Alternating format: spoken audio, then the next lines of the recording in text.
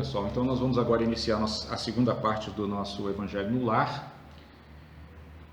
E semana passada terminamos aquele livro do Lama, né, que era o Estudo da Roda da Vida.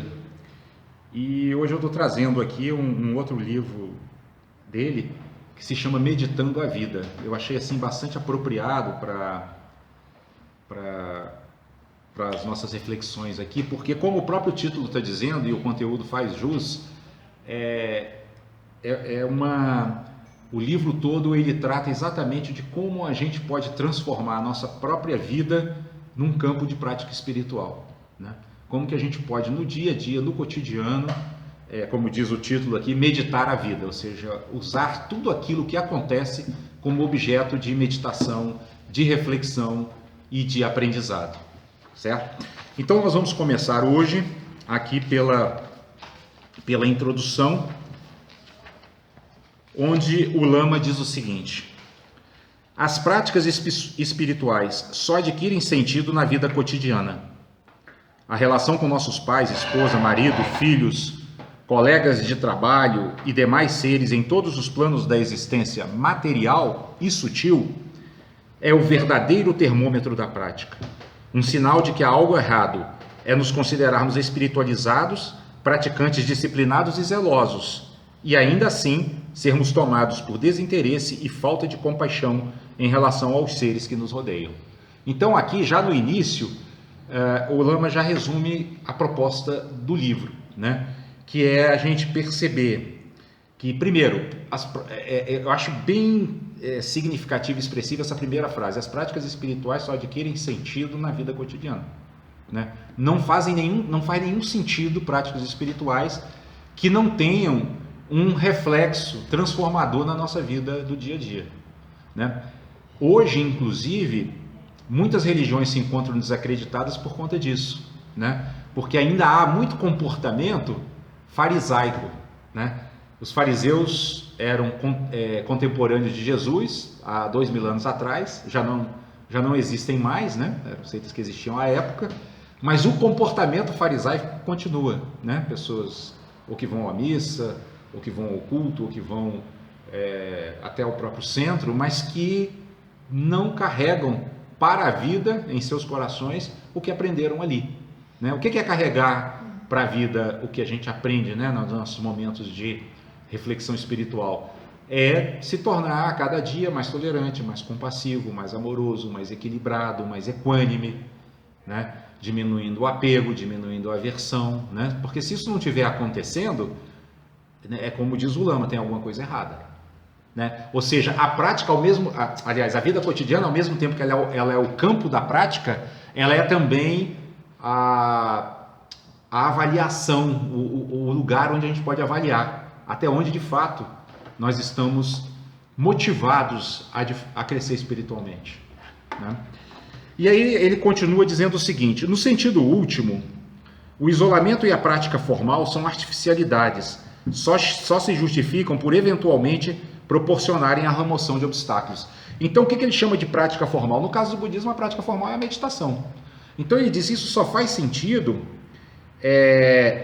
se ela é como uma prática para remover obstáculos. Então, por exemplo, eu percebo que eu sou uma pessoa muito raivosa, muito impulsiva, né? Qualquer coisinha eu já reajo querendo agredir, querendo bater. Eu vou fazer a prática formal procurando corrigir, né? Ou redirecionar essa energia que explode em raiva de uma forma que ela se torne algo construtivo, né? Que eu possa ter um mínimo de autocontrole, né? Nas situações que se apresentam me contrariando, né? E que possa ali agir com cada vez mais sabedoria. Então é isso que ele está dizendo, né? As práticas formais só se justificam para isso, porque não adianta eu sentar e meditar horas a fio, né? E sair no mundo fazendo as mesmas, né, arbitrariedades, as mesmas loucuras que fazia antes de praticar. Então não faz nenhum sentido, né? E ele segue dizendo: essas práticas formais são remédios, têm princípios ativos e por isso também efeitos colaterais. Quanto antes nos livrarmos dos remédios e atingirmos nossa condição natural de saúde, tanto melhor. Todas as construções espirituais, ainda que meritórias, são esponja, água e sabão, ou seja, dispensáveis ao final da limpeza. Então, a finalidade não é a prática em si, porque esse é o grande problema que cria sectarismo.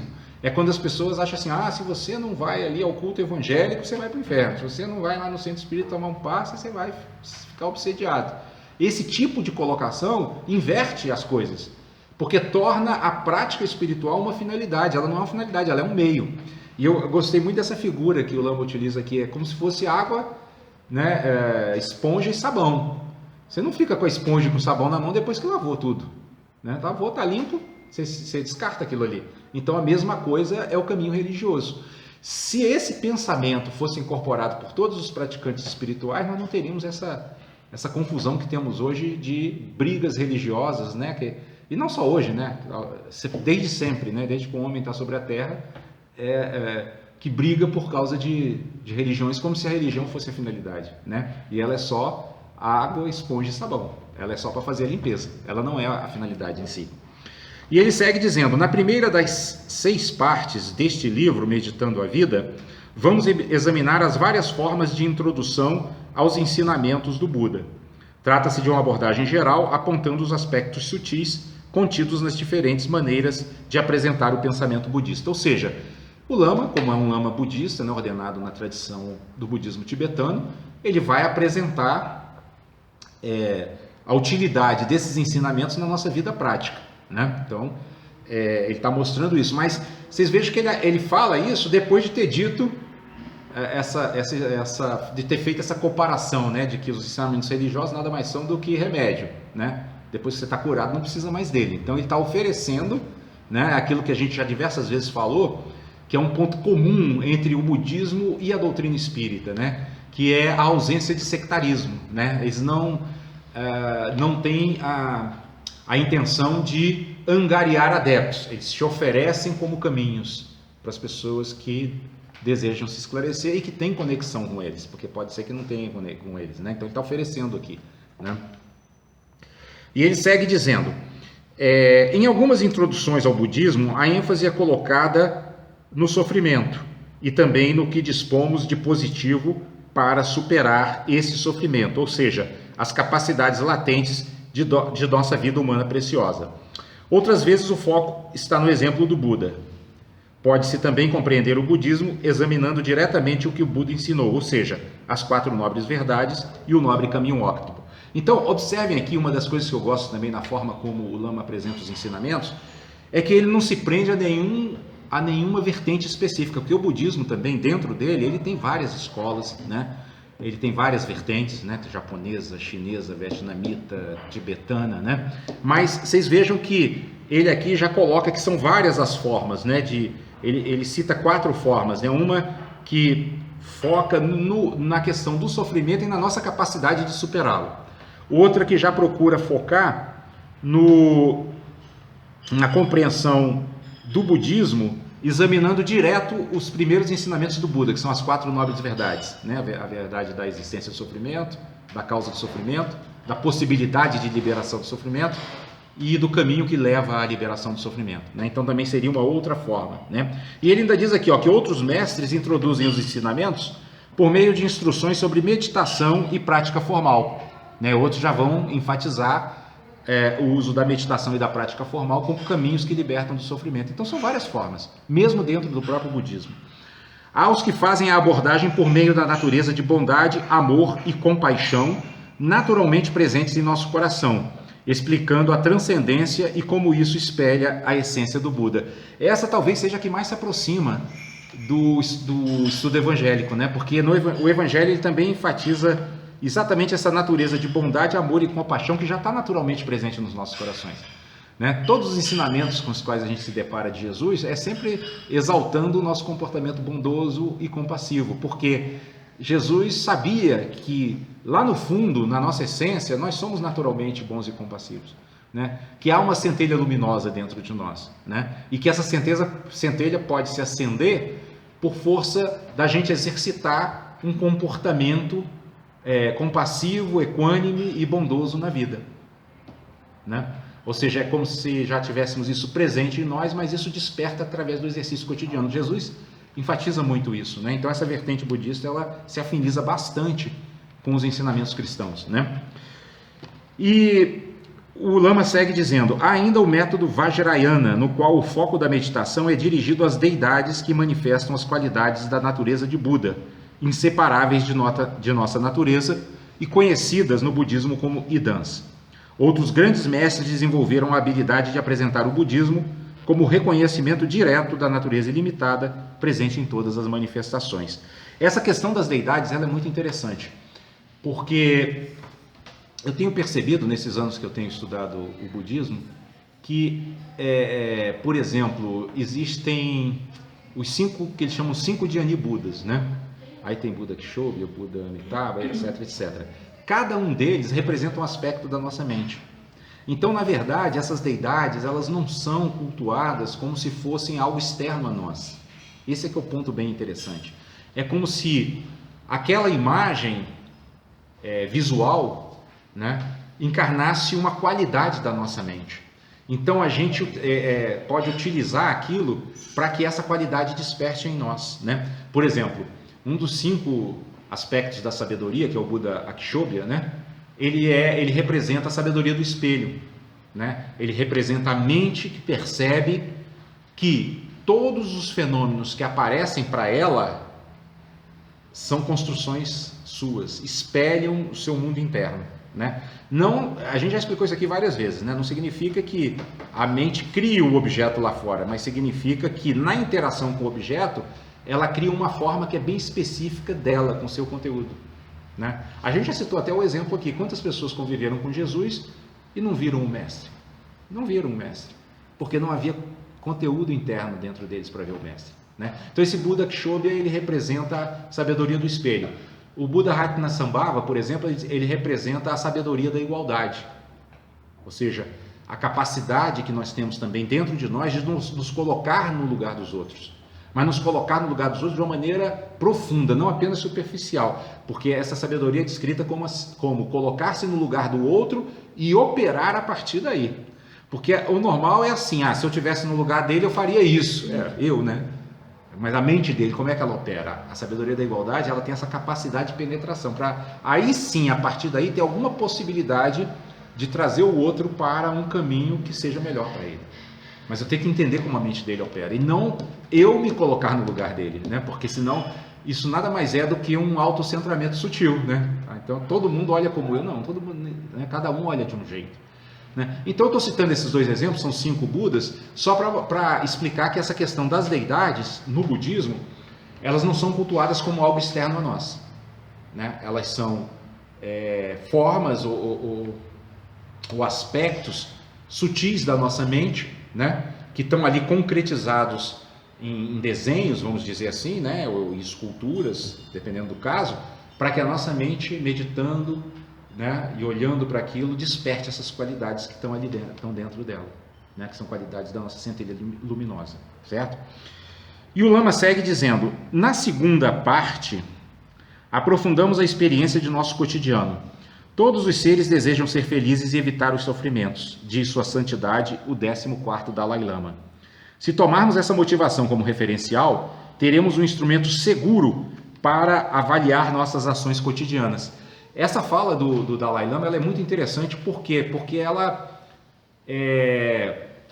nos coloca em pé de igualdade com todas as pessoas, né? Independentemente do que as pessoas estejam fazendo, seja positivo, seja negativo, todas estão buscando a felicidade e evitando o sofrimento. Todas acham que estão no caminho certo, né? Qual é a função de uma mente lúcida, né? É combater a ignorância que muitas vezes está fazendo com que as pessoas busquem a felicidade no lugar errado, né? O Lama, inclusive, criou uma classificação das mentes, assim, para a gente entender melhor isso, e ele se refere às mentes que estão no bloco -1, que seriam aquelas que estão sendo no bloco mais denso, como aquelas que acreditam, aquelas mentes que acreditam que vão encontrar a felicidade trazendo prejuízo aos outros. Então, aquele que acredita que roubando ele vai ser feliz, né? Aquele que acredita que desviando dinheiro público vai ser feliz, né? Então esse seria o bloco -1, né? Aquele que está ainda num nível de ignorância extremamente denso, né? porque ele anda na contramão da felicidade, porque ele gera karma negativo o tempo todo, ele acha que prejudicando os outros ele se beneficia. Quer dizer, vamos dizer assim, o ápice do autocentramento, né? O ápice do egoísmo, né? E aí o Lama continua dizendo o seguinte: reconhecendo com profundidade e sabedoria o que de fato estamos fazendo e a forma de ação que estamos usando, poderemos nos direcionar para agir como geradores de equilíbrio e felicidade. Aí é que entra o ponto da lucidez, quando ele diz que nós precisamos reconhecer com profundidade e sabedoria como é que nós estamos agindo.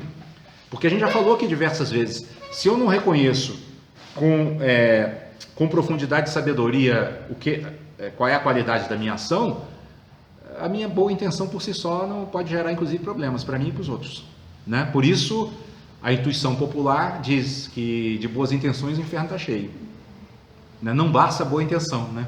A lucidez é fundamental, né? Porque sem clareza eu não vou conseguir ter uma ação justa, né? Uma ação apropriada, adequada, né? A cada situação com a qual eu lido, né? E aí o Lama segue dizendo: o tema dessa segunda parte é a maneira pela qual os ensinamentos budistas proporcionam um aprendizado incessante a partir da própria vida cotidiana. Então essa é a segunda parte, né? A terceira parte do livro Meditando a Vida é dedicada ao processo de educação à luz da doutrina, à luz do Dharma, como eles chamam em sânscrito, né? Então isso é bem interessante. E o Lama já tem dois empreendimentos nesse sentido. Ele tem a escola Vila Verde, em Alto Paraíso, e tem a escola Caminho do Meio, em Viamão, no Rio Grande do Sul, onde ele reside, né? Então ele já tem duas escolas registradas no MEC, mas com uma proposta de ensino mais ampla, né? Porque eles seguem o currículo, porque para você ser registrado no MEC você tem que dar todo aquele currículo, geografia, matemática, história, etc, etc. Mas os meninos fazem também trabalhos visitando, por exemplo, estações ecológicas para aprender sobre o meio ambiente, desenvolver mentes que tenham não só respeito ao meio ambiente, mas que conheçam também o funcionamento dos ecossistemas. Eles desenvolvem também trabalhos onde as crianças se voltam para conhecer seu mundo interior, né? Então, um mau comportamento na escola, por exemplo, em vez dele ser repreendido, você vai para a direção, você vai...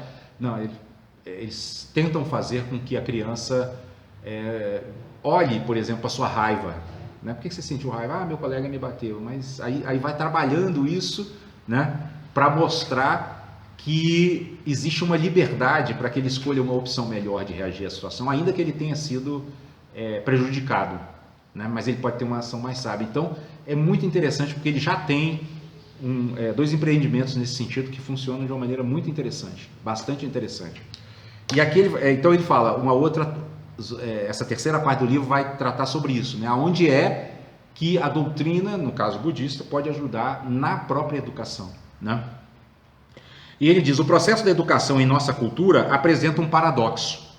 Quando a educação tradicional se estabelece em nossa mente, surgem estruturas cognitivas que nos permitem raciocinar e reconhecer de forma correta a realidade circundante. Essas estruturas, entretanto, não são totalmente abrangentes. Ao se estabelecerem, criam um processo automático de construção da experiência de realidade, deixando-nos aprisionados em suas opções. É exatamente aquilo que eu estava falando para vocês sobre o trabalho que eles fazem com as crianças, né? A criança, no próprio cotidiano da vida escolar, né? Aproveita-se os eventos, que é natural, né? Porque, embora sejam crianças, são espíritos que já tiveram incontáveis vidas passadas, então tem temperamentos, tem preferências, tem aversões, né? Tem impulsos, né? E eles aproveitam então as próprias ocorrências, né? De uma discussão, uma briga, né? Uma insatisfação, para exercitar e mostrar para as crianças que elas têm outras opções. Ou seja, é isso que o Lama está dizendo que a nossa educação tradicional não oferece. A gente fica assim prontinho, com raciocínios, com conhecimentos, etc., para atuar em diversas áreas, mas fica preso a essa maneira de agir, né? De agir sem sabedoria na vida. Ainda porque a gente vê que mesmo grandes intelectuais, doutorados e pós-doutorados, muitas vezes agem de maneira, né, não conseguem conter sua raiva, não conseguem, às vezes são insociáveis, às vezes são agressivos, etc. Então, a nossa educação ela não consegue abranger isso. Então, nisso a doutrina... E não é só A doutrina espírita também pode fornecer muitos elementos para isso, né? Mas o interessante do Lama é que ele já tem 2 empreendimentos funcionando já na prática, né? E aí ele diz assim: a estreiteza das opções só é percebida quando as estruturas cognitivas não mais proporcionam resultados satisfatórios, ou seja, quando a impermanência desaba sobre o conhecimento que antes parecia seguro e permanente, como acontece quando teorias científicas e paradigmas envelhecem. Nós estamos vivendo isso agora em relação ao meio ambiente, né? Porque agora nós estamos começando a ver que o conhecimento tecnológico, né, tudo que nós produzimos, da forma como nós produzimos e do qual a nossa sociedade se orgulha tanto, causa inúmeros problemas porque deixou-se de observar uma série de fatores que são as inter-relações, né, entre o que a gente produz e o impacto que isso causa no meio ambiente, né? Eu fico muito impressionado. Ontem mostrou uma cidade, eu não me recordo agora onde, mas foi aqui no Brasil, né, que tocou a sirene, porque choveu muito, ela fica próxima a uma barragem, aí tocou a sirene, procura em casa de parentes e tal, porque há risco de rompimento da barragem. Sendo que isso, esse problema fomos nós que criamos, né? Como que a gente constrói as coisas dessa forma, né? De uma forma que não só agride o meio ambiente, mas essas barragens elas são próximas de cidades. É pior ainda do que a gente possa imaginar. Quer dizer, tem cidades com milhares e milhares de habitantes que estão ali sujeitas a imagina, você tem que sair correndo para a casa de um parente, porque a barragem pode estourar, e se estourar, a sua casa foi né? Isso quando acabou. Avisa, né? Isso quando avisa, porque quando não avisa acontece com Brumadinho, né? Que nós temos lá 300 e tantos mortos, e a grande preocupação dos empreendedores é em retomar as operações para recompor os lucros, né? Recompor o faturamento. E as pessoas estão lá até hoje, 16 delas não encontradas. Então, é isso que o Lama está falando. Essa educação nossa, ela conduz a isso. Muita tecnologia, muita capacidade de intervir, mas a gente intervém de maneira completamente desastrada, né? E nós estamos recebendo agora, não sei se vocês viram essa semana também, Veneza está inundada, né? Veneza está inundada, né? Os copinhos boiando no chão, os móveis boiando assim, porque entrou tudo pelas casas. Ela já é, né? As ruas já são de água, né? A água subiu, acabou, né? Então tudo isso é degelamento, né? Dos polos, etc., causado em grande parte pela ação humana, né? Pela a forma como a gente vem lidando, né? Leviana, com que a gente vem lidando com a questão, né? E aí o Lama diz a respeito disso o seguinte: vemos aqui que o problema não está num determinado tipo de estrutura, mas no fato de que o conhecimento baseado em quaisquer estruturas separativas é naturalmente frágil e precisa manter claro o reconhecimento do limite de suas verdades, né? Então é esse o ponto onde o Lama diz que o budismo vai poder contribuir muito. É no ponto em que ele vai mostrar que as coisas são inseparáveis, são interconectadas, são interdependentes, né? O que a gente estudou na Roda da Vida? O princípio da originação dependente, né? Então, o mundo, ele é como se fosse uma teia. A gente pode fazer essa metáfora. Então, se eu puxo um fio, todos os outros vão mexer. E eu preciso saber, então, ter consciência de que fio, né, de que movimento nos outros fios a minha ação vai provocar. Isso vale para nós também, que a nossa mensagem de hoje foi de acordo. Por isso que a nossa mensagem de hoje foi de acordo. Porque cada decisão que a gente toma, cada pensamento que a gente emana, cada fala, né, que a gente produz, né, cada ação no mundo que a gente faz, ela mexe com a teia. E nós somos responsáveis por isso. Porque Kardec, quando fala sobre a lei de liberdade no Livro dos Espíritos, ele diz: somos livres, mas somos responsáveis. E responsável, não sei se vocês sabem, responsabilidade, a habilidade de dar respostas, né? Nós só vamos ter a habilidade de dar respostas sábias quando a gente perceber esse princípio de rede, né? Que a vida é uma grande rede e que a gente precisa ter muito cuidado com os fios que puxa. Essa questão que eu citei agora há pouco das barragens é isso. A gente puxou um fio, né? Vamos construir, olha, vamos produzir minério e tal, agora vamos fabricar, né, uma série de objetos metálicos que vão trazer mais conforto, né? Vão melhorar a vida da civilização, e aí é o que o Lama fala. Lá na frente, essas estruturas envelhecem E aí, ó, como é que a gente fica? Vendo barragem estourar em cima da nossa cabeça. Na China, chuva ácida. Estão tendo que trabalhar para combater a chuva ácida, né? E aí, tantos outros exemplos que a gente pode dizer. Agora, isso não vale só para o meio ambiente, isso vale para a nossa convivência humana também, né? Se a gente não se preocupa, como vem acontecendo sempre na história da humanidade, com a parcela mais frágil e mais pobre da sociedade, isso se volta contra nós, em forma de violência e criminalidade. Não adianta a gente ficar dizendo, são criminosos, né, que são maus, tem que ser presos, tem que morrer, né? Não é assim que funciona.